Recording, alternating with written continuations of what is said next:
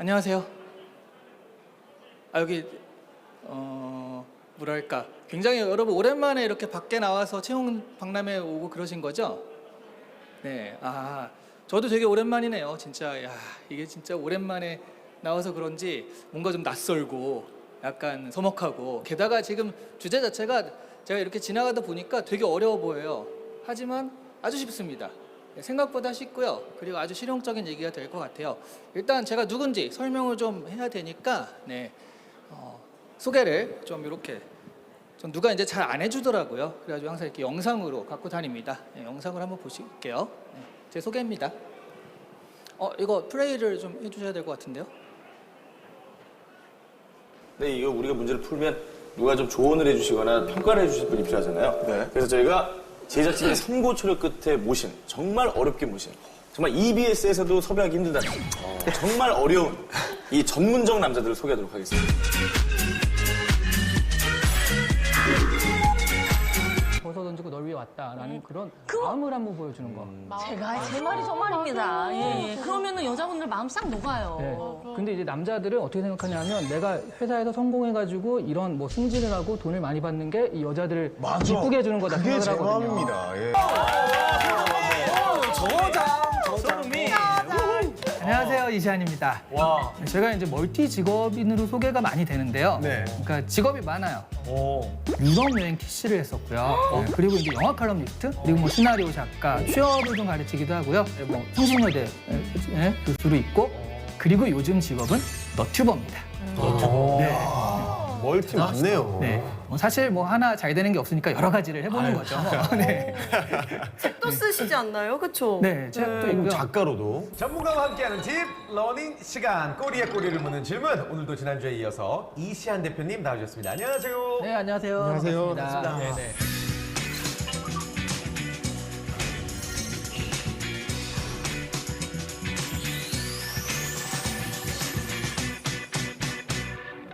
네, 접니다. 이럴 때 박수를 좀 크게 쳐주시면 네, 아주 좋습니다. 네. 제가 이게 강연을 하다가 이렇게 이 스마트폰을 자꾸 볼 텐데요. 이게 누가 전화가 와서 그런 게 아니라 시계가 없어요. 시계를 정확히 맞춰야지 또 뒷분이랑 하기 때문에 시간을 보는 거니까 전화 왔나 보다 이렇게 생각하지 마시고요. 기본적으로 여러분이 아마 앞에 우리 강의는 그러신 분 굉장히 많거든요. 공기업을 할까 말까? 이게 괜찮나? 라는 간 보시는 분들이 제일 많아요. 그러니까 이런 데 오면은 한 반 이상은 해야 돼 말아야 돼. 뭐 그렇게. 그래서 이제 그런 부분을 하시는데, 그러다가 야 이제 좀 해보겠다라고 마음 먹는 순간 갑자기 공부할 게 팍팍 쌓이잖아요. 특히 이제 공기업이, 왜냐하면 필기 시험이 굉장히 중요할 수밖에 없는, 뭐 블라인드가 뭐 그렇다라고 하지만 아직도 블라인드라서 웬만한 공기업들은 서류나 이런 것들을 그냥 내기만 하면 통과되는 곳들도 많죠. 그러다 보니까 서류가 대기업이나 이런 거에 비해서는 조금, 뭐 이렇게 얘기하면 그렇지만 조금 편한 편이에요. 그러니까 생각지도 않았는데 서류 통과되는 사람들이 계속 생겨요. 대기업은 그렇지 않거든요. 그래서 바로 이제 필기 시험에 와 붙게 되죠. 그래서 사실 대기업 때문에 서점에 가서 책을 보시는 분들은 뭐 앞에 서류 자소서부터 막 시작을 하는데, 공기업 때문에 야 이제 내가 준비를 해야겠다라고 해서 서점 가서 책을 보시는 분들은 뭐부터 보냐면 NCS 직업기초능력부터 봅니다. 그렇죠? 네. 자소서나 이런 거는 뭐 하다 보면 이제 준비가 되는 거니까 그 서류가 그렇게 큰 부담은 아니거든요. 근데 이제 필기 시험이 부담인 거예요. 왜냐하면 어떤 기업들 뭐 코렐이나 이런 데들 그냥 지원하면 다 와서 시험 봐. 그래. 다 시험 봐. 시험에서 너를 걸러줄게. 이렇게 나오니까 시험에서 대부분 떨어지는 거예요. 그죠? 네. 뭐 왜냐하면 이게 뭐 50대 1 나왔다, 100대 1 나왔다. 뭐 50대 1이라고 쳐봅시다. 50대 1 나왔는데 필기 시험을 거쳐서 면접에 가는 사람은 2배수예요. 그러면 48, 50명 중에 2명만 이 필기 시험을 붙고 48명이 필기에서 떨어져요. 그러다 보니까 이제 공기업은 필기에서가 관건이구나 이런 생각을 하게 되고, NCS 같은 경우는 전공은 이제 기업마다 조금씩 다르고 범위도 있고 뭐 그래서 약간 내가 기업을 정한 다음에 해보니까 여기가 좋겠어라고 정한 다음에 이제 구체적으로 들어가는 것이 더 효과적인 반면에 NCS는 그냥 다 비슷하거든요. 어느 기업이나 사실 NCS를 출지하는 곳은 크게 보면 5군데 정도예요. 다 외주로 출지하기 때문에 그래서 내가 여기를 지원하든 저기를 지원하든 여기를 지원하든 사실은 NCS는 좀 비슷하게 나올 수밖에 없는 상황이에요. 네, 그러니까 야 그럼 어쨌든 내가 공기업을 어디를 보든 간에 기본적으로 NCS 요거부터 일단 완성하고 시작을 하겠다라고 생각을 하면서 접근을 많이 하십니다. 그래서 이제 시작을 하시는데 펼쳐 보자마자 만약 지금 안 보신 분은 이제 서점 가서 펼쳐 보실 거예요. 펼쳐 보시면 두 가지 생각이 드는데요. 공부해야 되나? 왜냐하면 그냥 봤는데 풀 수 있을 것 같아요. 어렵지 않아. 이거는 심지어 뭐 소금물 문제 이런 거 나와 있고요. 그리고 이거는 비문학이거든. 비문학 우리 많이 했잖아요. 이거를 뭐 남들 6개월하고 1년 한다는데 그게 왜 이렇게 하지? 싶어요. 어렵지 않아요 생각보다. 그렇죠? 그래서 야 이거 공부해야 되나? 근데 이제 책을 사서 공부를 합니다. 그러면서 알게 되죠. 아, 내가 오만했구나. 잘못 생각했구나. 여러분, 소금물 문제 지금 못 푸시죠? 아, 미안. 여러분을 무시하는 건 아니고 까먹었어. 그죠? 까먹었는데 근데 이거 한 30분만 보면 다시 풀 수 있어요. 우리 중학교 2학년 때 배운 거잖아요. 그렇죠? 네, 다시 풀 수 있어요. 뭐가 문제죠? 그 소금물 문제를 30초 안에 풀어야 되는 게 문제인 거예요. 이걸 못 풀어서가 문제가 아닙니다. 비문학도요. 시간 많이 줄게. 너 이거 읽고서 무슨 얘기인지 맞춰봐 라고 하면 야 이거 한 10분 주면 여기 100% 여러분 너무 믿었다. 한 98% 정도는 맞출 수 있을 거예요. 근데 얘를 30초만에 읽고서 풀라는 거예요. 얘는 시간 싸움이에요. 처음부터 끝까지 시간 싸움이기 때문에 그래서 우리의 공부는요. 모르는 걸 이거 모르는 걸 알아가지고 지식적으로 뭔가 접근한다가 절대 아니라 아는 겁니다. 푸는 방법도 알고 알아요. 그거를 빠른 시간에 어떻게 스킬적으로 구현할 것인가 이게 NCS 필기 공부예요. 네, 그래서 여러분이 제가 되게 효과적으로 정복하는 방법이라고 계속 말씀드린 건 효과적인 게 굉장히 중요한 거예요. 뭐 학습을 해서 저 깊이 들어가가지고 학문적으로 연구해 말도 안 되고 필요도 없는 일입니다. 다 아는 건데요. 이거를 어떻게 하면 효과적으로 어떤 거는 스킵하고 어떤 거는 잘 찍고 근데 잘 찍는데 확률이 50%가 넘어가게 찍으면 되잖아요. 그죠? 그 어떤 거는 빨리 풀고 이런 것들이 굉장히 중요하기 때문에 아주 스킬적인 그래서 공부도 학습이 아니라 훈련이라고 생각하시면 돼요. 그리고 천천히 합시다. 그리고 이제 두 번째 의문은 이게 그러면 공부를 막상 시작을 해요. 근데 약간 어떤 의문이 드냐면 이렇게 공부한다고 이게 점수가 오르는 거 맞나? 라는 생각이 들어요. 그죠? 네. 이거 왜냐하면 뭐를 공부해야 될지 모르겠거든요. 실제로 NCS를 3대 의문이 있습니다. 제가 이제 오프라인 강연에 가면 이제 끝나고서 물어보시는 분들이 요 3가지 질문을 되게 많이 물어봐요. 공부하면 오릅니까?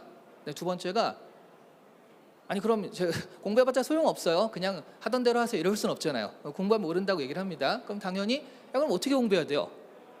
그리고 또 하나는 몇 점이나 받아야 합니까? 이런 것들을 물어보거든요. 자 여러분 몇 점 정도 받아야 될 것 같아요? 100점 만점이라고 하면? 네? 90점. 되게 기준이 높으시다. 90점. 또 있어요? 네? 80점? 80점? 네, 되게 경매하는 것 같은데. 네. 여러분, 다 다르죠. 기업마다 다르고요. 그때 어떤 사람들이 왔느냐에 따라 다 다릅니다. 그런데 이제 사람들이 나중에 좀 맞춰보고 막 그러잖아요. 그럼 이제 또 공기업은 너는 뭐 몇 점 정도에 알려주는 데도 있고 그러다 보니까 대강 나오거든요. 70 몇 점 정도가 쿼트일 경우들이 상당히 많아요. 70 몇 점. 그러니까 70점에서 80점 사이. 만약 여러분이 안정적으로 항상 85점 정도를 맞는다. 어디라도 넣어도 다 되는 거예요.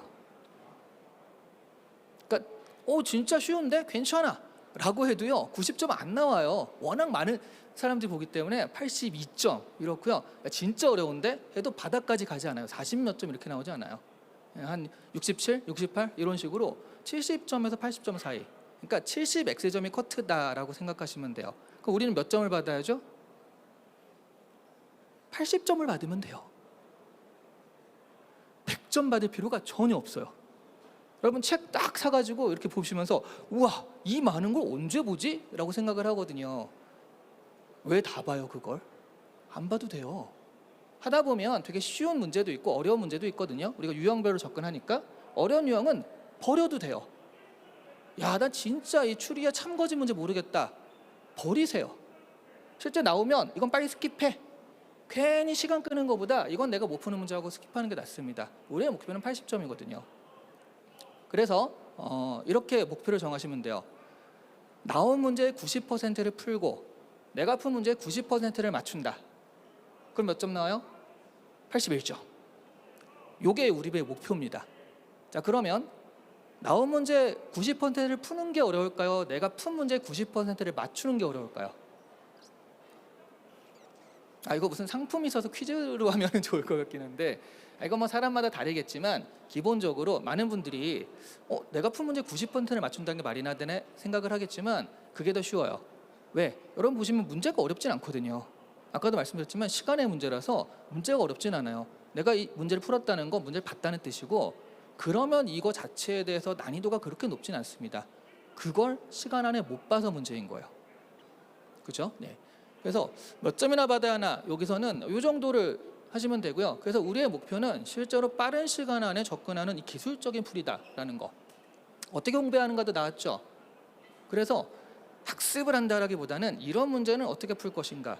모든 유형의 문제에서 전부 다 그런 기술이 있는 건 아니에요. 어떤 것들은 정말 빠르게 접근하는 기술이 있고 어떤 것들은 좀 근본적으로 접근해야 되는 문제들이 있습니다. 그랬을 때 기술적으로 해야 되는 유형들을 찾아서 그걸 체크하시면 돼요. 예전에 한 10년 전쯤에 제가 이거 얘기하긴 그렇다. 그러니까 강남역 어디서 이제 삼성 그때는 사트라고 했어요. 지사실이 아니라 삼성 사트반. 10년 전이면 이렇게 막 공부 모여가지고 하고 그럴 때가 아니에요. 그냥 이런 것도 책 하나 보고 쓱 하던 때라 이렇게 뭐 학습하나 그런 것도 없었습니다. 그럴 때 이제 어떤 데랑 잘 맞아가지고 뭔가 시작을 했습니다. 그때 삼성 사트반 하면서 제일 인기 끌었던 그 클래스가 뭔지 아세요? 뭐 기초부터 차근차근 뭐 한 달 완성 이런 거 아니에요. 뭘 것 같아요? 벼락치기 하루 완성반. 그래서 언제 했냐면 일요일 날 시험이잖아요. 그 전날 토요일 날 그 강의를 했어요. 벼락치기 하루 완성반. 그래서 1시에 시작해서 6시에 끝났습니다. 왜냐하면 그때는 또 무한도전이 한참 하기 때문에 6시 반에 무한도전을 보러 가야 됐거든요. 그러니까 1시부터 6시까지 딱 4시간 안에 벼락치기 하루 완성반을 했어요. 근데 그 반이 사람이 엄청나게, 그러니까 강의실이 보통 다 차고 옆에 또 비디오로 중계하는 뭐 그런 데까지 해가지고 엄청 성황을 이뤘거든요. 왜? 하니까 점수가 오르니까요. 이게 가능해요? 하루 만에 점수가 오르는 게 가능해요? 방금 말한 것 때문에 가능해져요. 자, 첫 번째, 100점 맞는 시험, 100점 맞을 필요가 있는 시험은 아니라는 거예요. 그러면 60점 언저리 돼 있던 사람들 같은 경우는 그 강의에 와서 4시간 동안 뭐를 배우냐 하면 그거 버려, 이거 버려, 그거 하지 마. 요 문제는 꼭 해. 그렇죠? 이따 제가 소개해드리겠지만 문단별 문제 같은 거 있어요. 요거는 보통은 한 문제에 30초 주는데 요 문제는 정말 잘만 하면 10초만 해도 풀 수 있어요. 스킬이 있는 문제거든요. 그러면 됐고, 이 스킬이 있는 문제 요걸 집중해서 요거를 가르쳐 줄게. 요 유형 몇 가지만 확실하게 하자. 항상 나오는 유형들이 있으니까 그 유형 중에 요것만 하자. 그래서 내가 원래 자기가 푸는 거보다 3-4문제만 더 맞잖아요. 그래서 합격하는 거예요. 그러니까 4시간만 해도 돼요. 모든 유형을 다 할 게 아니니까. 그죠? 예. 방금 말한 이런 특성 때문에 가능하다는 거죠. 물론 40점 언저리 때 있던 사람이 그 해가지고 70 몇 점 이렇게 가진 않습니다. 근데 우리들 대부분이 다 비슷하게 놀아요. 거기서 왔다 갔다 해요. 되게 잘하는 사람도 100점 나오지 않고 되게 못하는 사람도 30점 이렇게 나오지 않아요. 시험의 특성상. 자, 그러면 공부하면 오르나? 이것도 대답이 됐죠. 이렇게 공부하시면 올라요. 그런데 여러분이 우리의 공부 방법은 항상 초, 중, 고등학교 때부터 대학교까지요. 항상 학력 시험에 맞춰져 있거든요. 학력 시험이 뭐죠? 암기, 외우는 거. 그래서 여러분이 공부하는 방법은 학력 시험의 공부 방법이에요. 여기서부터 여기까지 시험 범위가 있고 이거를 효과적으로 어떻게 암기하느냐, 이런 문제라면 여러분 기가 막히게 잘해요. 12년 동안 그것만 해왔기 때문에. 심지어 대학교도 그렇게 하잖아요. 그렇죠? 대학교 때 오는 시험 보고 밤새서 시험 공부한 다음에 딱 시험지 제출하고 다음 날 그 시험 다시 보면 그 풀 수 있을까요? 아니거든요. 그렇죠? 시험지 제출하는 순간 자기 지식도 다 제출하고 나와. 다음 학기 되면 내가 이 과목 들었나? 헷갈릴 정도. 예, 암기. 그래서 또 많은 분들이 물어보는 게 결국 이거예요. 얘네들을 다 합치면 나는 얼마나 공부에 합격할 수 있나요? 이거거든요. 이거 시작하면 얼마나 공부에 합격할 수 있나 이거거든요. 이게 되게 명확하게 나오길 원하는데 그게 암기 과목이면 가능합니다. 예를 들어 공무원 9급 시험에 뭐 국어다 아니면은 한국사다 이러면 보통 외워야 될 건 이 정도. 요 정도를 외우면 이렇게 맞기 때문에 이 정도를 외울 수 있는 사람이라면 합격해. 그러면 한 사람이 다르겠지만 어떤 사람은 빨리 외우면 한 1년 아니면 다 외울 수 있고 어떤 사람이 2년 걸리고 3년 걸리는 사람도 있어. 4년 걸려도 못하면 이거 못 외우는 사람이야. 이런 식으로 대강의 시간이 나오거든요. 암기니까. 근데 우리는 어때요? 아니에요. 암기가 아니기 때문에. 그래서 제가 가르친 친구 중에서는 이제 지금 성신여대 있으니까 성신여대 친구 가운데 한 명은 NCS 공기업 아예 몰랐던 친구가 딱 2주 만에 합격한 적이 있어요. 네, 시작해서 딱 2주 만에. 그러니까 이 친구는 왜 이 공부 시작했냐면 공기업이라는 거 생각도 안 했다가 항상 그런 애들 있잖아. 친구 따라 넣는 애들. 친구가 넣는다니까 나도 넣어볼게. 근데 공기업이 될 줄은 전혀 몰랐던 거예요. 서류가 자기 생각보다 쉽다라는 거를 그 기업은 그거를 몰랐기 때문에 갑자기 돼버린 거죠. 그래서 되게 당황해서 찾아온 거예요. 이거 될 줄 몰랐는데 야, 이거 기회 같은데 어떻게 해야 되나요? 라고 했는데 그때 이제 마침 시작하는 공기업 대위반이 있어서 야 여기 와서 해. 그 대학교 차원에서 시작하는 게 있었거든요. 2주 만에 됐고요. 어떤 분 같은 경우는 뭐 보통 한 이게 오래 가는 사람은 제가 몰라요. 왜냐면 하다가 떠나버리면 언제까지 하는지 모르기 때문에 최장은 잘 모릅니다. 그런데 보통 많은 분들은 6개월에서 1년 정도를 많이 잡아요. 내가 빠르게 이거를 열심히 하겠다면 3개월. 그다음에 보통은 한 6개월. 진짜 오래 한다 하면 6개월 정도, 그러니까 1년 정도까지 잡으시면 돼요. 그러니까 여러분은 3개월에서 6개월 정도를 잡으시고 공부를 하시면 뭐 제일 무난하지 않을까. 근데 아까 말씀드렸지만 정말 급하다, 빨리 해야 된다라고 하면 아까 벼락치기 반도 가능한 그런 식의 공부라면 다만 여러분 하셔야 될 게 뭐죠? 여러분이 원래 알던 학습, 그러니까 암기하는 식의 그런 공부 방법으로 접근하면 안 돼요. 암기할 게 없어요. 여러분 NCS 필기시험과 여러분이 수능 때 봤던 과목 중에 가장 비슷한 과목이 뭘 것 같아요? 그러니까 능력시험이에요. 능력시험이고 학력시험이 아니에요. 그러니까 암기로 접근하는 게 아니야. 그러면 가장 비슷한 게 뭘 것 같아요? 수학이요. 원래 그래야 되잖아요. 그렇죠? 근데 우리 수학 문제를 암기해서 했어요. 그러다 보니까 지금 수학 문제 미분 프로그램 못 풀거든요. 그렇죠? 문제 유형을 암기해서 비슷한 거 숫자 바꿔서 이렇게 했단 말이죠. 그죠? 예. 근데 절대로 암기할 수 없었던 과목이 하나 있습니다. 과목이라기보단 한 과목의 한 영역이거든요. 뭘까요? 그렇죠. 국어의 비문학. 문학도 암기예요. 빼앗긴더라도 봄은 오는가, 봄이 의미하는 바. 비문학은 암기가 불가능해요. 뭐가 나올지 모르고 내가 모르는 제시문이 나와야지 맞거든요. 그게. 그러니까 모르는 제시문이 나오는 게 원래 그 비문학의 취지입니다. 그러면 체크하는 게 다른 거예요. 암기 시험은 야 네가 한 사람으로서 기능하려면 이 정도는 알고 있어야지. 내가 너 얼마나 암기했는지 한번 체크해 볼게. 그게 학력 시험이에요. 근데 능력 시험은요. 너는 어떤 것을 할 수 있는 사람이지? 능력을 체크하는 거예요. 그럼 비문학은 뭐냐 하면 낯선 정보를 주었을 때 텍스트로 된 그 정보를 빠르게 읽고서 이해할 수 있는가, 그런 능력이 있는가를 내가 체크해 보겠다, 이런 시험이거든요. 그러니까 여러분이 알고 있는 정보가 나오면 안 돼요. 그래서 항상 어디서 듣도 보도 못한 얘기가 항상 눈앞에 주어지는 겁니다. 그 시험의 취지이기 때문에. 그렇죠? NCS가 그런 거예요. NCS가 원래 그런 능력. 자, 그러면 여러분은 공부를 할 때 이렇게 지금까지는 왜 아무리 공부해도 나는 점수가 그대로죠? 왜? 학력시험을 공부하고 있었기 때문에 그래요. 암기하고 나오는 거 다 이렇게 외우다시피 하고. 그래서 여러분이 제일 잘못된 마인드 중에 하나가 뭐냐면 많이 풀다 보면 언젠간 오르겠지. 아니에요. 그 여기 산증인들 또 꽤 있잖아요. 아무리 많이 했는데 점수가 왜 그대로지? 그렇죠? 아닙니다. 그럼 어떻게 해야 되죠? 그거를 이제 여러분한테 오늘 확실하게 알려드리려는 거예요. 이것만 아시면 되게 빠른 시간 안에도 이게 가능하거든요. 시간이 생각보다 빡빡하네요. 일단 10가지 능력, NCS의 직업기초는 10가지 능력을 체크하는 겁니다. 원래 NCS라는 건 너 이 직무에 적합한 사람인지 직무적인 능력을 테스트하겠다라는 거예요. 근데 여러분은 신규라서 어떤 직무를 해본 사람이 아니잖아요. 그럼 이 직무 능력을 가지고 있는 게 이상한 거예요. 그러니까 약간 한국의 공채제도와 NCS는 좀 다 어긋나긴 해요.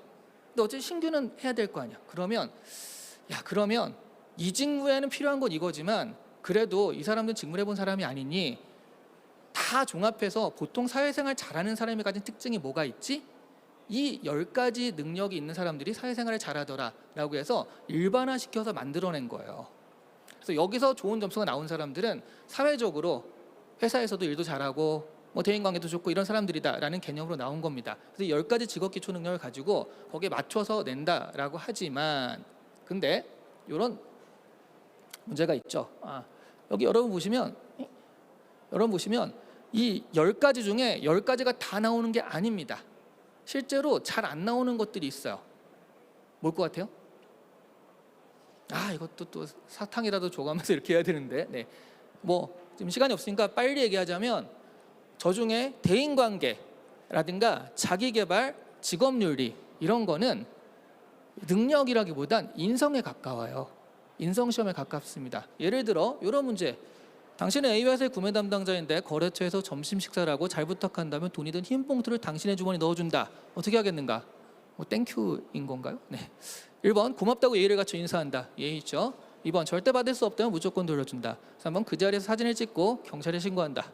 4번 화장실에 가서 얼마인지 확인하고 그에 따라 결정한다. 5번 회사에 가서 상사에게 보고하고 상사와 정확하게 반씩 나눠 가진다. 면접에서 이런 질문을 받았으면 5번이라고 해야 될 것 같기도 하고 네. 고민이 되시나요? 고민되시면 안 돼요. 이거는 네. 다 이상하잖아요. 그렇죠? 여기서 그나마 여러분이 선택하는 건 2번 정도겠죠. 이걸 가지고 어떻게 사람을 변별해요? 그러니까 인성검사로 사람을 너는 괜찮고 너는 안 좋다 뭐 점수를 주기가 되게 애매한 거예요. 그래서 얘네들은 잘 안 나오는 영역이 됩니다. 실제로 여기 보시면 한국전력공사 보시면 우리는 NCS에서 이런 영역들을 볼래. 보세요. 의사소통 수리 문제 해결 플러스 자원관리 정보. 요거는 이제 좀 나눠서 의사소통 수리 문제 해결 자원관리의 전공 이런 식인 거죠. 철도공사도 의사소통 수리 문제 해결이고요.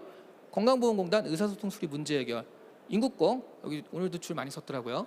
의사소통 수리 문제 해결의 자원관리 정보 기술 뒤에 정보 조직의 플러스 이렇게 된 거는 직무에 따라서 조금 정보를 볼 때도 있고 기술을 볼 때도 있고 그래서 그런 겁니다. 또 여기 보시면 뭐 IBK 기업은행 의사소통 수리 문제 해결 자원관리 정보 조직에 의사소통 수리 문제 해결 의사소통 수리 문제 해결 자원관리 등등. 제가 좀 많이 뽑는 기업 몇 개만 이렇게 좀 했는데요. 찍으시는구나. 네, 찍으세요. 네, 천천히. 앞에 것도 보내드릴게요. 네, 넘겨드릴게요. 뭘 할 수 있죠? 10가지 영역이 다 나오는 게 아니라요. 의사소통 수리 문제 해결이 말하자면 국영수구나를 알 수 있어요. 거기다 플러스 하나 더 하자면 자원관리. 그러니까 의사소통 수리 문제 해결에 이게 한 95%의 기업에서 이 세 가지를 꼭 본다라고 한다면 70-80%의 기업에서 자원관리까지 같이 보는 정도. 그리고 이제 선택으로 정보, 기술, 조직이의 정도가 나옵니다. 다른 것도 나올 수도 있지만 나와도 별 의미 요거 한번 보여드렸죠? 요거 찍으실 분도 찍으시고요. 나와도 별 의미가 없을 때가 많아요. 아까처럼 어렵지 않아요. 네. 자 그러다 보니까 이렇게 됩니다. 의사소통 수리 문제 해결 그리고 사실 문제 해결 안에 이렇게 상황 판단과 의사결정 두 가지로 나뉘는 거거든요. 그래서 상황 판단은 정보 능력, 기술 능력이 들어가고 의사결정에는 자원관리 조직이해가 들어가는 거예요. 요건 이제 여러분이 공부를 하시다 보면 좀 아시게 될 건데, 그러니까 내가 왜 이딴 문제를 풀어야 되지? 이딴 문제 푼다고 사회생활 잘하나에 대해서 의문을 가지신 분이 있을 거예요. 잘해요. 실제로 암기하는 사람보다 이걸 하시는 분이 훨씬 더 잘합니다. 네, 이런 이유 때문이거든요. 한번 살짝 볼까요? 네. 볼 게 너무 많다. 안 되겠다. 네. 그리고 여기 보시면 제가 대기업도 넣어놨거든요. 대기업도 지금 어떤 시험을 보느냐? 삼성 수리 추리, SK 수리, 언어 직무, 언어 수리 추리, 언어 추리, 자료 해석 창의 수리 이런 식으로 뭔가 좀 비슷비슷하죠. 이렇게 되는 거예요.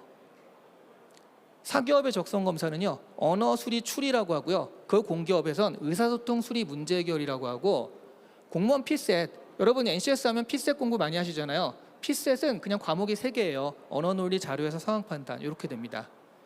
그럼 무슨 얘기냐면 위에 언어 능력, 의사소통, 언어가 비슷한 계열의 문제고요. 중간에 수리 능력, 자료 해석이 역시 비슷하고, 밑에 추리 능력, 문제 해결 능력, 상황 판단이 되게 비슷한 계열의 문제라는 걸 알 수 있죠. 그렇죠? 네. 어떤 계열의 문제일까요? 자, 여러분 이거 보세요. 이게 이제 뭐 정보 능력에서 나오는 문제거든요. 재고 상품 코드를 저렇게 소개를 합니다. 그럼 여러분 뭘 할 수 있냐면 저걸 보고서 재고 상품 코드는 이런 식으로 만드는가를 여기서 원리를 파악하는 거예요. 보니까 980이라는 건 생산 연월이고요. 생산 공장에 따라서 2이면 강원도 제2공장이구나. 이걸 알 수 있고요. 03006은 분류 코드에서 03에 006이니까 에어컨이라는 걸 알 수 있죠. 그다음에 생산 순서. 코드는 이렇게 만드는구나. 이걸 보고 알았어요. 그리고 여기다 적용을 해봅니다. 상품 중 2008년도에 경상북도 제2공장에서 생산된 오디오의 코드로 알맞은 것은 무엇인가? 그러면 08년이죠. 그럼 여기 08로 시작해야 되는데 3번은 09거든요. 3번 지워요. 경상북도 제2공장은요. 저기 보니까 OL이네요. 그렇죠? 경상북도 제2공장 OL. 그럼 여기서 1번 사제이니까 지우고요. 2번이 OL, 4번이 OL. 나 이거 받았지? 네, 이게 심지어 레이저도 되는데 잘 안 보이군요. 어차피. 네. 자, 그러니까 1번 지워요. 2번과 4번 남았습니다. 그 다음에 오디오잖아요. 오디오를 찾아보니까 어딨냐면 여기 있죠. 05012. 2번은 02005니까 아니고요. 4번 05012. 4번이 답이구나. 어려워요? 아닙니다. 시간이 들 뿐이에요. 문제가 이런 식이니까. 그렇죠? 네. 이런 거예요. 그러면 실제로 많은 시간을 준 다음에 이걸 풀라고 하면 풀 수 있어요. 그렇기 때문에 학력시험 암기를 해야 되는 게 아닌 거죠. 암기는 여러분한테 아무리 시간을 줘도요, 못 푸는 사람 못 풀어요. 까먹었거든요. 근데 이거는 이 안에 정보가 다 있습니다. 여러분 비문학 공부할 때 많이 들었잖아요. 이 안에 정보가 다 있어. 이것만 정확하게 알면 돼. 똑같아요. 이 안에 정보가 다 있어요. 네, 그러다 보니까 이제 이렇게 되는 건데, 여기서 문제 해결이라는 부분을 체크하는 거예요. NCS 필기시험은 뭐냐면, 여러분 문제 해결 능력 있는 사람이 인재다 이런 얘기 많이 들으셨죠. 네, 그래서 문제 해결 능력인데, 문제 해결이 내가 자꾸 공부를 하는데 자꾸 떨어져. 문제가 있죠. 이걸 해결해야 될 거 아니에요. 그럼 뭐부터 하죠? 왜 떨어지는지에 대한 분석부터 할 거예요. 그게 정보를 수집하는 단계입니다. 정보는 텍스트로 된 정보와 숫자, 수치, 자료, 표로 된 정보가 있어요. 그래서 정보들을 수집하고, 예를 들어 난 이렇게 공부했는데 여기 와서 보니까 이런 게 아니네. 뭐 이런 식으로 정보를 수집합니다. 그 다음에 이 정보들을 합쳐가지고, 야, 그러면 이런 식으로 내가 공부하면 되겠구나. 그게 이제 추리라고 하거든요. 여러분 추리하면 어디서 들어봤죠? 모른 척 하지 마세요. 뭐 코난이라든가 김지원이라서 많이 들어봤죠. 예. 그 추리가 여기서 얘기한 추리 맞나요? 맞아요. 같은 추리예요. 왜냐하면 코난과 김지원이 하는 게 뭐죠? 범인을 찾아내는 거잖아요. 어떻게? 사전에 알려준 정보를 통해서 정보, 관찰을 통한 정보를 수집하고, 이 정보들을 합치니까 이러려면 범인은 너밖에 없네. 그렇죠? 마찬가지요. 정보라니까 이런 정보를 보니까 해결책은 이런 게 제일 좋겠어. 여기서 추리가 등장을 한 겁니다. 그렇죠? 네. 그래서 여기 상황을 이해하는 적이 있죠. 상황을 이해하는 단계에서는 아까 코드를 보고 코드하는 원리를 찾았잖아요. 그런 식으로 정보를 본 다음에 그 원리와 핵심을 추론하고 그걸 적용하거나 이런 문제들을 여기서 체크하는 거예요. 그게 뭐죠? 언어와 수리 두 가지 영역인 거예요. 텍스트로 된 정보를 빠르게 이해하는 능력, 언어 능력, 수치나 그래프, 표로 된 정보를 빠르게 이해하는 능력, 자료 해석이나 수리 능력이라고 합니다. 그렇죠? 이건 빨리 이해하는 거죠. 그리고 그 다음에 뭘 해야 돼요? 그걸 가지고 활용할 수 있어야 돼요. 정보를 활용하는 능력이 바로 여기서 나오는데, 이렇게 되니까 이런 대안이 좋겠네, 저렇게 되니까 저런 대안이 좋겠네, 뭐 이런 식으로 할 수 있겠죠. 그죠? 네. 그게 아까 짜잔 요게 되는 겁니다. 추리 능력, 문제 해결 능력, 상황 판단 이렇게 되는 거고요. 우리 NCS로 보자면 이렇게 분포되어 있는 거예요. 그러니까 얘는 텍스트로 된 정보를 빠르게 받아들이는 능력, 수치나 그래프, 표로 된 정보를 빠르게 받아들이는 능력, 그 정보를 활용한 능력. 근데 이건 두 가지로 나뉘어서 자, 정보와 정보가 이러니까 지금 상황이 이렇다라는 상황 판단하는 것과 그러니까 그 중에 가장 좋은 대안은 이거다라고 하는 두 부분으로 나뉘는 거예요. 그래서 상황 판단, 의사결정, 영역 추리 이런 것들이 되게 여러 가지 저기에서 그 단어로 나오고 있잖아요. 다 이 안에서 놀아서 그래요. 자, 예를 들어 여러분 자원관리하면 뭘 하죠? 자원관리 문제가 주로 뭐예요? 여기서부터 여기까지 가. 근데 뭐 지하철 타고 버스 타고 이렇게 갈 때 어떤 루트로 가면 가장 빨리 가는가? 어떤 루트로 가면 가장 저렴하게 가는가? 이런 거 계산해서 나오잖아요. 그게 뭐냐면 대안이에요. 여기서부터 여기까지 가는 안으론 이렇게 있고 저렇게 있고 저렇게 있어. 어느 게 가장 좋아요? 빠른 거요? 근데 되게 비싸. 저렴한 거요? 그런데 너무 늦어. 그래서 뭐가 있는 거죠? 기준이 있는 거예요. 계산해 보니 이 5가지가 있는데 자, 그럼 이 중에 가장 빠른 길은 뭐지? 그래서 대안 중에 하나를 결정하는 겁니다. 되셨죠? 그게 자원관리 문제인 거예요. 자, 이런 식으로. 근데 여기서 여러분 되게 슬픈 사실이 하나 나오거든요. 그러면 의사소통, 수리, 문제 해결 3가지 과목만 보는 데에서 3가지만 공부하면 될 것이냐? 아니라는 거죠. 문제 해결 안에 이게 다 들어가거든요. 그래서 방금 말한 자원관리 문제가 분명히 여기는 자원관리라고 안 했거든요. 문제 해결이라고 했는데 문제 해결 문제 나와요. 달리 얘기하면 여러분은 NCS 공부하실 때요. 의사소통, 수리, 문제 해결 이 3가지만 확실하게 알고서 접근할 수 있다라고 한다면 사실은 얘네들도 거의 다 한 거나 마찬가지입니다. 그렇죠? 네. 뭐 이게 좋은 면으로 보자면 그렇고요. 자, 그래서 크게 보면 정보를 적용하는 능력을 체크하는 거고, 그래서 이런 문제 해결력이 있는지를 객관식으로 체크하는 것이 바로 이것이다. 만약 이거를 주관식으로 체크하면 어떤 거랑 가장 유사하냐라고 한다면 직무 면접이랑 가장 유사해요. 이런 상황에서 어떻게 해결할래? 안을 내봐. 인성 면접 말고요. 그거랑 가장 유사합니다. 그럴 수 있는 능력이 있는 걸 체크하는 거니까 그렇게 이해를 하시면 될 것 같고요. 이거는 영상이긴 하지만 지금 시간이 없으니까 넘어가서 이제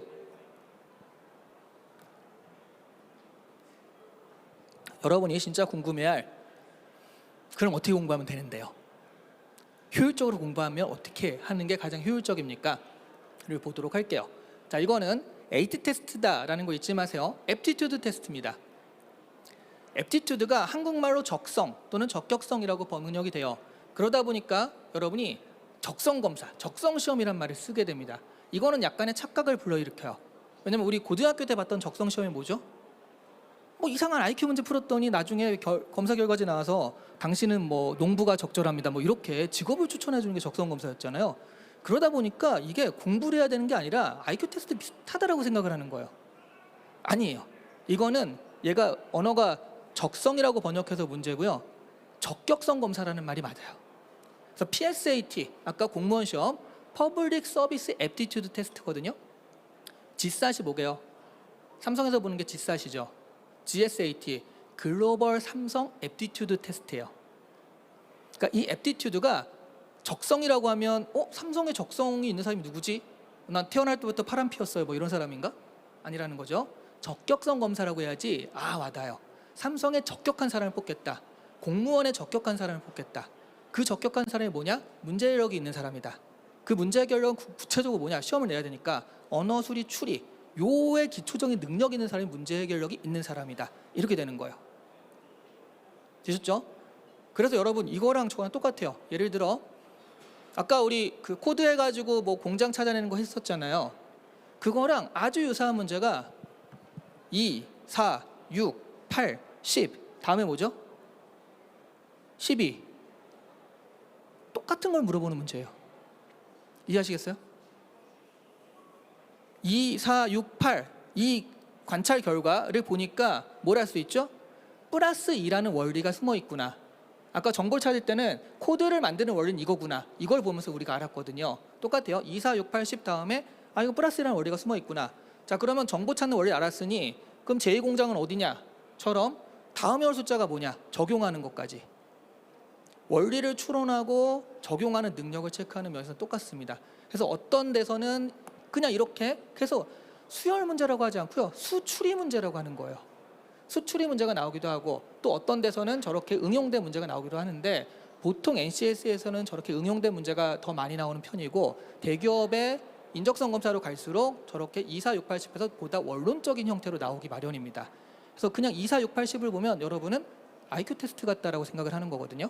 아까 공장 찾아내는 문제랑 그냥 똑같은 문제인 거예요.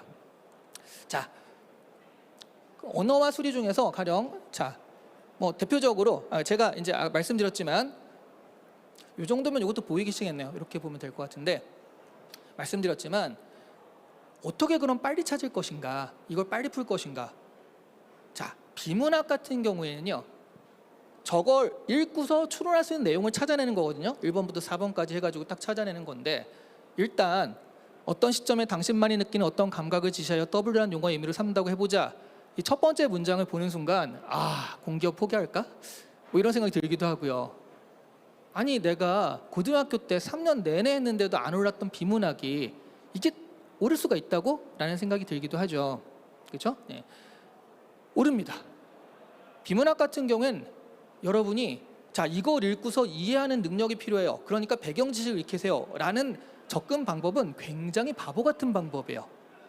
얘기했지만 비문학은 낯선 정보를 줬을 때 그 정보를 얼마나 빠르고 정확하게 이해하는가를 체크하는 능력을 하는 거기 때문에 여러분이 모를 만한 정보가 나오는 게 맞거든요. 그렇죠? 그러면 결국 주어진 글을 읽고서 어떻게 빨리 찾아낼 것인가인데 이렇게 생각하시면 돼요. 저걸 하나하나 다 읽고서는 누구라도 그 시간 안에 못해요. 그러면 우리가 리딩 스킬은 뭐냐면 어떤 걸 읽고 어떤 걸 안 읽을지를 빨리 결정하는 거예요. 그래서 이것도 이제 공부에 들어가시면 이제 나오는데 리딩 스킬이 크게 10가지 스킬들이 있거든요. 그 중에 뭐 몇 가지 적용한다 이런 개념인데 여기서는 그러니까 그 중에 뭐 첫 번째에 해당하는 게 정리하는 의미의 접속사. 그러므로 따라서 결국 요컨대 이와 같이 이런 점에서 이런 것들 있죠. 굉장히 중요하죠. 왜요? 내가 앞에 한 내용은 내가 정리해 줄게 라는 개념이거든요. 게다가 우리한테 나오는 건 문학이 아니죠. 설명문, 논설문이기 때문에 글의 형식이라는 게 굉장히 비슷해요. 그렇다라고 한다면 여러분 여기서 제일 중요한 하나를 찾자면 뭐가 되는 거예요? 그냥 한 문장만 읽어야겠어. 읽지 마시고요. 그냥 얼핏 이미지로 보세요. 그때 딱 눈에 띄는 접속사가 하나 나오죠. 어디요? 제일 마지막에 결국 올바른 적용에 관해 사회적 합의를 통해 결정을 내릴 수 없는 용어는 아무런 의미도 갖지 않는다. 내가 이 얘기를 다 종합하자면 내가 한 얘기는 이거거든. 우리가 올바른 적용에 관한 사회적 합의, 너랑 나랑 앞으로 얘를 주전자라고 부르자라고 합의를 했단 말이에요. 그래야지 이게 우리한테 주전자가 되는 거지. 서로 합의하지 않을 때 야 주전자 그러면 누가 미친 사람 아니야? 이렇게 될 수밖에 없잖아요. 그런 얘기네요. 올바른 적용에 관해 사회적 합의를 통해 결정을 내릴 수 없는 용어는 아무런 의미도 갖지 않는다. 이런 얘기를 한 겁니다. 자, 1번부터 4번 중에 그 말과 제일 비슷한 게 뭘까요? 1번이죠. 본인만이 느끼는 감각을 지시한 용어는 아무 의미도 없다. 그렇죠? 답이 1번이에요. 그래서 끝. 잠깐 교수님, 아니 지금 이거는 핵심 뭐 주제 문제가 아니라 그 추리 문제, 추론 문제, 일치 문제잖아요. 근데 이렇게 풀어도 되나요? 맞잖아요. 같은 얘기니까. 자, 그리고 여러분이 수능이랑 착각하는 게 그게 있어요. 여러분은 제시문을 수능으로 봤기 때문에 일치 문제에서는 절대로 주제 문제가 나올 수 없다고 생각을 해요. 일치 문제니까. 수능은 그래요. 왜 그렇죠? 한 제시문에 4문제가 나오니까요. 그러니까 핵심적인 내용 이해, 그 다음에 세부적인 내용 이해, 적용하는 능력 하는 식으로 문제 자체가 갈라져 있습니다. 그러니까 내용 일치 문제가 있다고 해서 여기 핵심 내용이 들어가지 않아요. 근데 우리는 한 제시문에 한 문제입니다. 내용 일치나 추론 문제라 하더라도 핵심 내용이 반드시 들어가요. 아니 그래서 제일 중요한 내용이 그건데. 수능이랑 제시문이나 문제 내는 형태가 조금 달라요. 그래서 이 얘기는 얘 맞아? 그러면 2번, 3번, 4번 볼 거 없이 1번 하고 통과하면 됩니다. 자, 그러면 우리는 뭘 했냐면 리딩 스킬, 저렇게 나열된 글 중에 한 단락엔 하나의 주제가 있거든요. 단락이 바뀌면 주제가 바뀌어요. 그럼 이 단락 하나의 내용을 설명해주는 그 한 문장이 뭐냐를 빨리 찾는 능력, 그게 리딩 스킬이에요. 근데 여기는 결국이 있지만 다른 데도 결국이 항상 있을까요? 그렇지 않죠. 그래서 뭘 해야 돼요? 리딩 스킬을 배운 다음에 이걸 적용하는 연습을 해야 돼요. 그래서 제가 말씀드렸지만 훈련이라고 하는 거예요. 원리 자체는 많지 않습니다. 생각해보면 자전거도 그냥 페달 밟으면 가고 왼쪽으로 틀면 왼쪽으로 가고 별거 없잖아요. 근데 또 연습해보면 다르죠. 근데 연습을 하면 또 늘죠. 그렇죠? 이거랑 똑같아요. 리딩 스킬도 이런 식으로 내가 탁탁탁탁 읽는 훈련, 그리고 문제까지 푸는 훈련, 요 훈련을 한다라고 생각을 하시면 돼요. 그래서 아까 많은 문제를 풀면 굉장히 유리하다, 흔히 여러분 양측이라고 하거든요. 아니라고 했죠.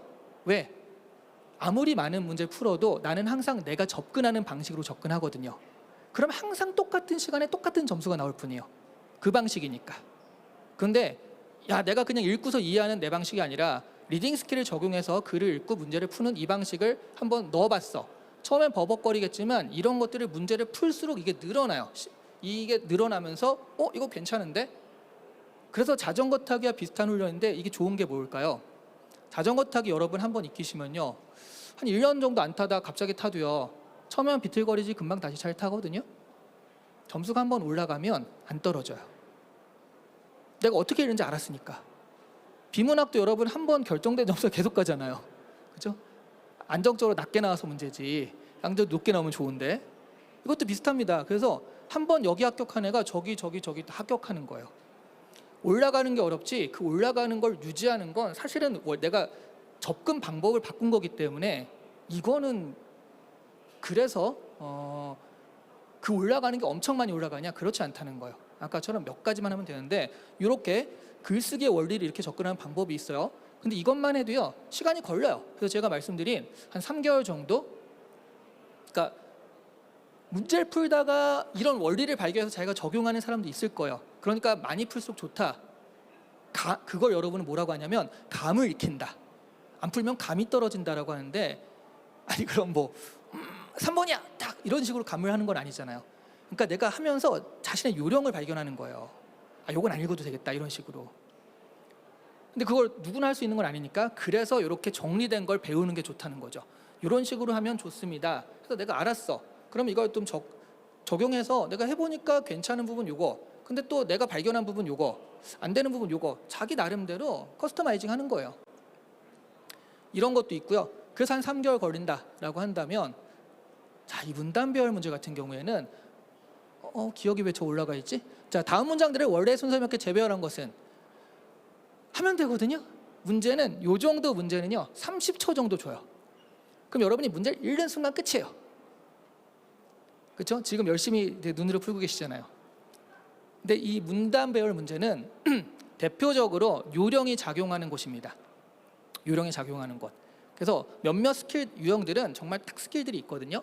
얘는 뭐 접속사, 접촉어, 개념어, 지시어 이런 것들을 좀 보면 좋은데요. 제가 그 4개 중에 하나를 알려드리면 지시어 스킬이 있어요.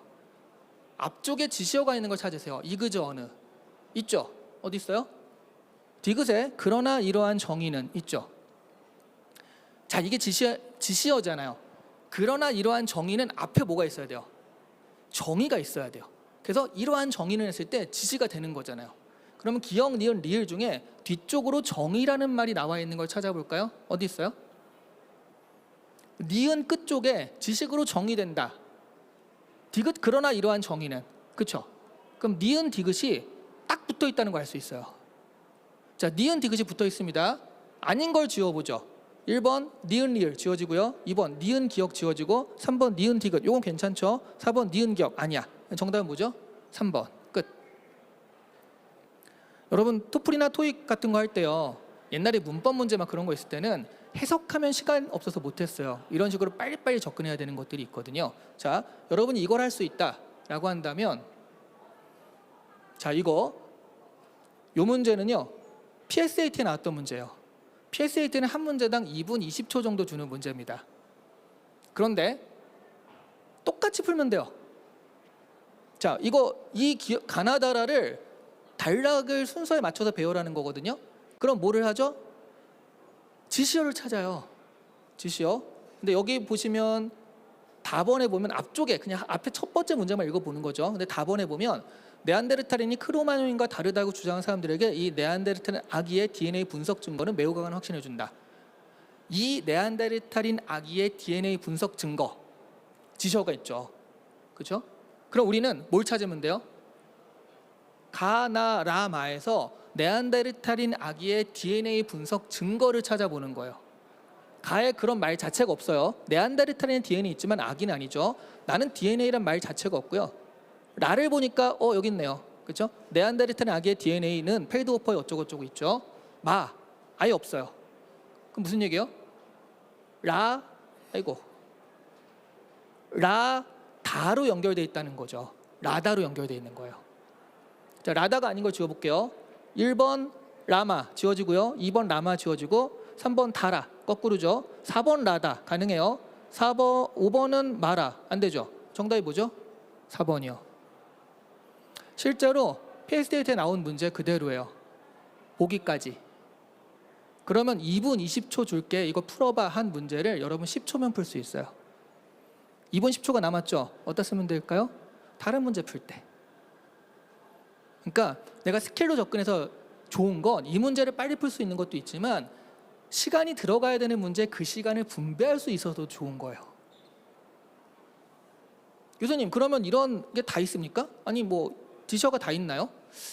설명문 논서면 지시어가 있는 경우가 많아요. 명확한 글이니까. 근데 그렇지 않을 수도 있으니까 4가지 지시어, 개념어, 접속어, 접촉어 이런 식으로 찾아보고요. 이게 없는 수도 있거든요. 그럼 진짜 지루하고 장황한 글이에요. 그거 어떻게 하면 되죠? 여기서 나온 시간을 걷다 쓰면 돼요. 네, 그래서 이런 식의 공부 방법이라는 거죠. 근데 이러다 보니까 야 이거 장난 아닌데? 모든 문제에 이렇게 있으면 좋겠다 하는 식으로 접근하시는데 그렇진 않아요. 어떤 건 있고 어떤 건 없습니다. 어떤 거 있는 것이 나왔을 때 그거를 팍 기회를 잡는 게 중요한 거죠. 자, 수치적인 문제도 한번 볼게요. 그러니까 지금 제가 말씀드리는 건 이 문제를 이렇게 풀어라가 아니라 NCS 공부라는 게 이런 식으로 하는 거구나. 이런 식으로 접근하면은 이게 점수가 올라가겠구나. 이런 것들을 지금 알려드리는 거예요. 수치. 자, 여러분 대표적으로 여기도 많으시죠? 수포자. 그죠? 네. 난 수포자라 수리는 포기하고 갈래. 그래도 돼요. 다른 거를 맞추면 되긴 하는데 근데 아깝거든요. 수리를 포기할 필요가 없습니다. 크게 보면 응용계산 나오고요. 자료해석 나오는 거거든요. 응용계산. 자주 나오는 소금물, 거속시, 점수계산, 가격계산, 일계산, 경우에서 확률, 톱니바퀴 8가지 영역이 되게 자주 나오는 영역입니다. 저 영역들은요. 중학교 2학년 때 나오는 거예요. 그러니까 어려운 건 아니에요. 까먹었을 뿐이에요. 또 하나 보통 수리가 20문제 정도 되면 굉장히 많이 나오는 편입니다. 그런데 저 방정식 문제 있죠. 저건 20% 나오면 진짜 많이 나오는 거예요. 무슨 얘기냐면 4문제 이상 나오지 않는다는 거예요. 그럼 16개가 자료해석인데 자료해석에서 제일 어려운 계산은 뭐죠? 나누기요.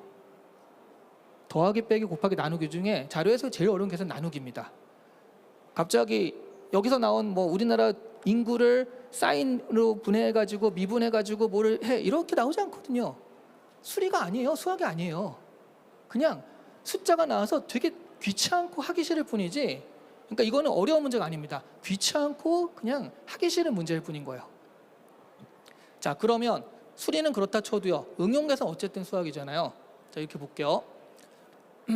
3%의 소금을 500g 있다. 여기에 소금을 넣어서 7% 소금물을 만들려고 한다. 소금을 얼마나 넣어야 하는가? 원래 소금물 문제는요.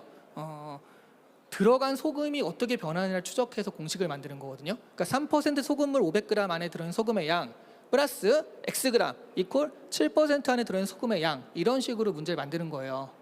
그러니까 100분의 3 곱하기 500 플러스 X 이퀄 100분의 7 곱하기 500 플러스 X X가 2번 나와서 이거를 하면 됩니다.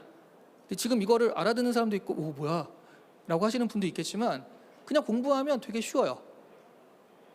소금 문제는 4가지 유형이 있거든요. 물첨가, 물증발, 소금첨가, 소금물 첨가. 그냥 여러분 어렸을 때도 그렇게 했을 거예요. 이 4가지 유형을 외운다라는 개념을 이렇게 하셨을 거예요. 그렇게 하셔도 되고요. 요것만 공부하면 20분, 30분이면 돼요. 자, 그런데 소금 첨가 유형은요. 제가 지금 엄청난 스킬을 하나 알려드릴게요. 이건 우리끼리만 공유합시다. 어디 가서 근데 중계하고 있기 때문에 영상에 남긴 하는데 이거 계산 빠른 사람은 3초, 계산이 느려도 5초 안에 풀 수 있어요. 뭔 개소리야. 이게 말이 돼? 말이 되죠. 그런 문제가 있다니까요. 소금물 문제가 다가 되는 게 아니라 소금물 문제 중에 소금 첨가 유형이 되는 겁니다. 왜냐면 X가 2번 들어간다는 특징 때문에 그런 건데 뭐 그런 건 이제 나중에 아시면 되겠고요. 그냥 이것만 보자면 자 소금물 첨가 대 소금 첨가 유형 3% 소금 500g에 소금을 넣어서 7%로 만든다. 이런 식의 유형이잖아요. 그러면 저 3% 500g 중에 00자를 떼고요. 3과 5를 곱해요. 얼마가 나오죠? 3, 5, 15. 그리고 다시 7%로 만들잖아요. 이번엔 7과 5를 곱합니다. 얼마가 나와요? 7, 5, 35. 차이가 얼마 정도 되죠? 20g 정도 되죠. 그래서 정답은 4번이에요. 끝. 만약 3% 소금 500g에 소금을 넣어서 5%로 만든다. 이 7%가 5%다. 그럼 몇 g이죠? 3, 5, 15, 5, 25. 차이가 10g 정도 나죠. 그러면 정답은 2번 10g. 끝. 그래서 계산 빠르다는 게 9구단만 할 수 있으면 돼요. 놀랍죠? 모든 게 다 이런 건 아니에요. 이런 문제도 있어요. 이런 문제를 놓치지 않고 야 이거 3초 컷 빡 하면 여기서 남은 27초를 다른 소금물 문제 푸는 데 쓸 수도 있다는 얘기예요. 처음부터 끝까지 시간 싸움이다 라고 보시면 되겠고요. 잠깐만 안 되겠다. 자, 요거는 나름의 찍는 건데 찍는 거에 대해서는 여러분 진짜 오늘 여기 있었을 때 지금 몰라도 되는데 아 이런 게 있구나라고 아시면 좋은 한 가지 재미있는 계산하는 방법을 알려드릴게요. 자료 해석은 그럼 어떻게 시간을 줄일 수 있나요? 하나하나 해야 되는데요? 아닙니다. 자료 해석은 눈으로 하는 거예요. 어림산으로 해야 돼요. 그거를 되게 빠르게 말씀드리면 A국의 총 가계지수가 식료품비가 이렇게 있고요. 기억 2021년에 엔겔 개수는 22%다. 엔겔 개수라는 건 식료품비 나누기 총지출액이니까 2021년은요 6,870원에 1,242거든요. 요거를 계산해서 22%인지 아닌지 체크하라는 게 기억의 얘기죠. 해야 되거든요. 계산기 주는 게 아니에요. 자, 그런데 이거를 어림산하는 방법으로 하면요 6,870엔 1,242잖아요. 그럼 어차피 비중이니까요 앞에 숫자들을 좀 단순화시켜요. 69분의 12 정도로.